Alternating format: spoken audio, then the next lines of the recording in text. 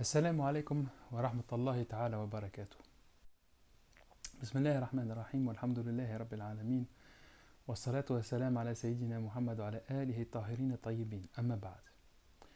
Chers amis, chers frères, chères sœurs, après nos deux premières vidéos sur la question du fondement du droit islamique ou du fiqh, j'ai voulu m'intéresser à la question, une question qui est un peu parallèle, qui est très importante aussi et qui a à voir avec la question des fondements du fiqh, qui est celle des deux premières écoles d'interprétation en islam. Alors, je parle d'un temps où les musulmans de manière générale, ne connaissaient ni Bukhari, ni Muslim, ni les quatre autres rapporteurs. Ils ne connaissaient pas les écoles telles qu'on les connaît aujourd'hui, Hanafite, Shafi'ite, Malikite, Hanbalite. Tout ça n'existait pas encore. Tout ça était en formation, était en train de se faire. Donc, pour faire simple, pour délimiter une période, on va dire de 661 et l'établissement de la première dynastie musulmane, la dynastie des Omeyyades, c'est-à-dire qui correspond à 41 de l'Hégire, donc 41 ans après l'émigration du prophète sallallahu alayhi wa alayhi de la Mecque à Médine. Donc de 41 Hégire, 661 après Jésus-Christ, jusqu'à 855. Pourquoi 855, qui correspond à peu près à 240 de l'Hégire? C'est la mort du dernier imam fondateur d'école, Ahmad ibn Hanbal. Donc qu'est-ce qu'il s'est passé entre 661 et 855? Pendant cette période-là, on n'était pas musulman comme on l'entend aujourd'hui. En ce sens où, aujourd'hui, tout musulman qui ne connaîtrait pas Bukhari ou Muslim est vu comme une étrangeté, qui ne connaît pas les écoles, qui n'a jamais entendu parler d'écoles et les écoles n'existaient pas, est vu aussi comme une étrangeté. Et du coup, voilà, aujourd'hui on se pose des questions. Pour rappel, Bukhari meurt en 870. Donc Bukhari était un élève d'Ahmed ibn Hanbal. Donc il est plutôt tardif puisqu'il meurt en 256 de l'Hégire. Et Muslim est un tout petit peu plus tardif puisqu'il meurt en 875 après Jésus-Christ, donc qui correspond à 261 de l'Hégire. Bon. Comment les premiers musulmans ont fait pour vivre et comprendre leur religion entre l'établissement de la première dynastie et la mort d'Ibn Hanbal, et donc la mise en place des écoles?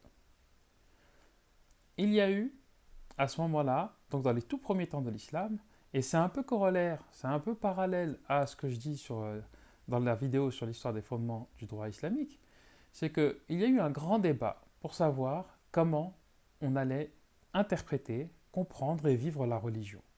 Donc le débat n'était pas simplement un débat de fiqh, c'était un débat qui touchait au fiqh, mais en réalité, donc il touchait à l'aspect juridique, mais il touchait aussi à l'aspect philosophique et à l'aspect théologique.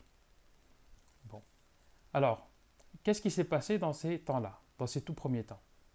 Il y a deux écoles qui se sont constituées et qui ont été les matrices, c'est-à-dire les matrices conceptuelles, les cadres dans lesquels les quatre écoles que l'on connaît aujourd'hui, et même d'autres, vont se développer et se créer. Ces deux écoles, elles vont s'opposer tant sur le point de vue juridique, que sur le point de vue philosophique, que sur le point de vue théologique.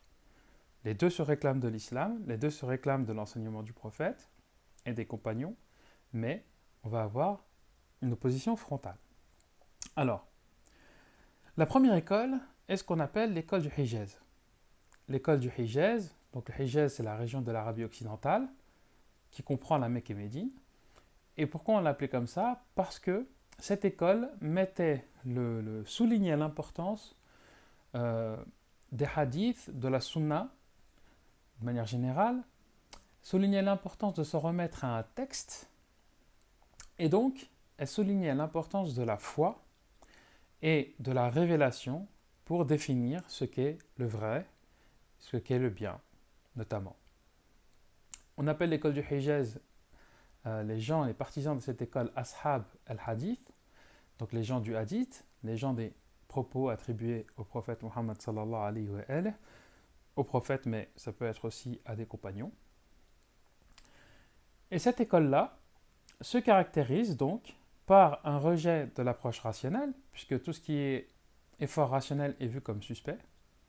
Et cette école-là va non seulement s'appuyer sur les hadiths, mais plus largement sur ce qu'on appelle les khabar, ou les akhbar, qui sont en fait, un khabar c'est aujourd'hui on dirait une information, mais en fait dans ce contexte-ci, ça veut dire un enseignement ancien, un enseignement alors du prophète forcément, mais dans ce cas-là on va parler de hadith, mais on parle de khabar quand on parle d'un enseignement d'un compagnon ou d'un disciple des compagnons, ou en tout cas un représentant des 3 premières générations de l'islam.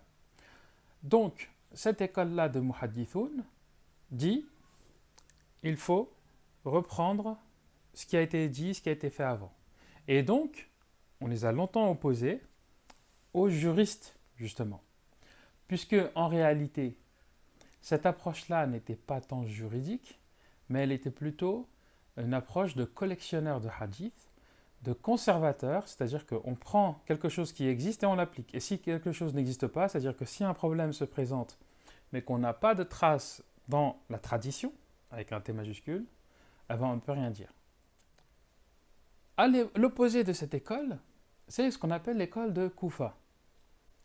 Alors, officiellement, ce qui est dit dans les milieux traditionnels, c'est que puisqu'il y avait une omniprésence des compagnons et des disciples des compagnons dans la Mecque et à Médine, donc c'est normal que l'école du Hijaz soit l'école des hadiths, puisqu'il y avait beaucoup de sources. Alors qu'à Koufa, on dit qu'il n'y avait pas beaucoup de compagnons, et du coup on a privilégié la deuxième approche, qui est l'approche rationaliste, entre guillemets. On appelle l'école de Koufa al-Ra'i, Ashab al-Ra'i, les gens de l'opinion, sous-entendu l'opinion, c'est-à-dire l'effort rationnel, et donc de l'ijtihad. Ces deux écoles vont donc s'opposer à tous les niveaux. Parmi les représentants de l'école hijazite, on peut citer l'imam Malik ibn Anas, qui meurt en 795 de l'ère commune, soit à peu près 179 de l'Hégire. Mais celui qui va plus marquer cette école-là de muhaddithoun, qui va vraiment incarner ce que représente cette école, c'est l'imam Ahmed ibn Hanbal qui meurt en 240 de l'Hégire, soit 855 de l'ère commune. Celui qui va le plus incarner l'école de Koufa, c'est l'imam Abu Hanif al-Nu'man, dit l'imam al-A'zam, le plus grand imam, qui meurt en 150 de l'Hégire et qui correspond à 767 de l'ère commune. Alors, Abu Hanifa, mais ses deux disciples aussi, notamment 3 de ses disciples qui sont très connus, Zufar ibn al-Hudayl, qui meurt en 775, soit 158 de l'Hégire. Le premier Qadi al-Qudhat dont j'ai déjà parlé dans la vidéo sur les fondements du fiqh, à savoir Abu Yusuf, qui meurt en 182 de l'Hégire, soit 798 de l'ère commune, et Mohammed al-Shaybani, qui meurt en 189 de l'Hégire, soit 805 de l'ère commune. Ceux-là sont, ces 3 derniers noms, Abu Hanifa, Zufar, Abu Yusuf et Mohammed al-Shaybani, sont les représentants de l'école du Ra'i, mais il y en a plein d'autres, dans les deux cas il y en a plein d'autres. Bon. Pourquoi ça nous intéresse cette question-là? Pourquoi elle doit nous intéresser? Parce qu'en réalité, il y a un paradigme, c'est-à-dire qu'il y a une idée fondamentale, modèle, sur lequel s'appuient ces deux écoles et qui est différent.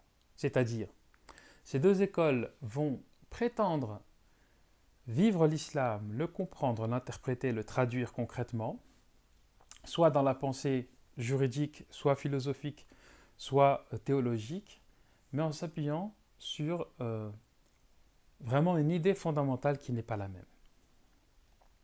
Les muhaddithoun, les gens du hadith, disent « n'est vrai ou n'est bon ou n'est juste que ce qui est dit vrai, bon ou juste dans les sources scripturaires. » Donc, il n'y a pas de bien indépendant de la volonté de Dieu.